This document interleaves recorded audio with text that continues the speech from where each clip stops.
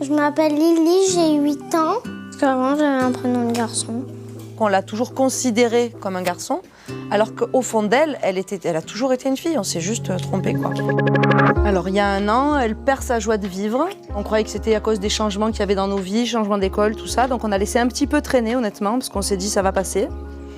Et puis, en fait, ça n'a pas passé. Ça s'est nettement aggravé jusqu'à des propos graves de tentatives de suicide. Elle était pas bien.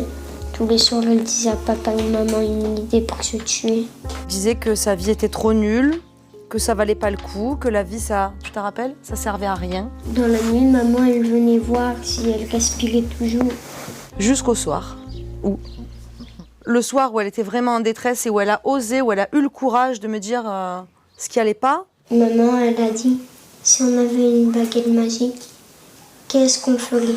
Et donc, c'est sorti, elle a dit, mon nom, mes cheveux, mon pénis. Maman était comme ça.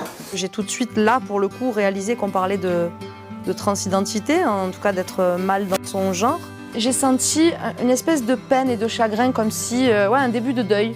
Et on s'est rendu compte qu'en fait, on n'avait pas à être en deuil parce qu'on a perdu personne. Après le petit-déj qui a suivi cette révélation la veille au soir, on a retrouvé notre enfant de 2 ans en arrière, quoi, 1 an et demi, 2 ans en arrière. Guillerette, qui sautait partout, avec un beau sourire, des câlins, des bisous.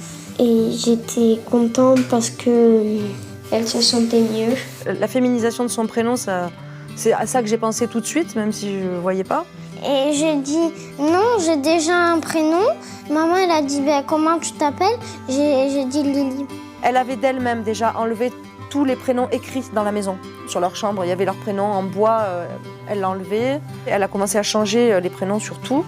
Quand on disait « il », on voyait qu'elle était en difficulté, qu'elle aimait pas, que ça allait de « j'aime pas » à « je ne supporte pas » ou limite « je me sens niée », quoi.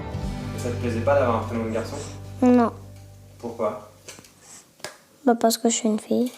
On l'a toujours considérée comme un garçon, alors qu'au fond d'elle, elle a toujours été une fille. On s'est juste trompé, quoi. Oh, papa, t'es trop beau. Téléphone, il faut que je reconfigure. Donc on a été voir la maîtresse le lundi matin de la rentrée. On lui a expliqué que notre enfant nous avait fait des révélations pendant les vacances et qu'on trouvait important qu'elle soit informée. Elle a super bien pris. Honnêtement, il y a même de la tendresse entre elles, un respect réciproque, c'est très joli. Mais du coup, les copains, à la première récré du matin, ont posé des questions qui l'ont un petit peu désemparée. Ils ont dit qu'est-ce que c'est trans, et du coup, moi j'ai dit que c'est quelqu'un, par exemple, qui est un garçon et qui veut devenir une fille. Je savais même pas que ça existait. Et c'est ma soeur qui m'a fait connaître ça.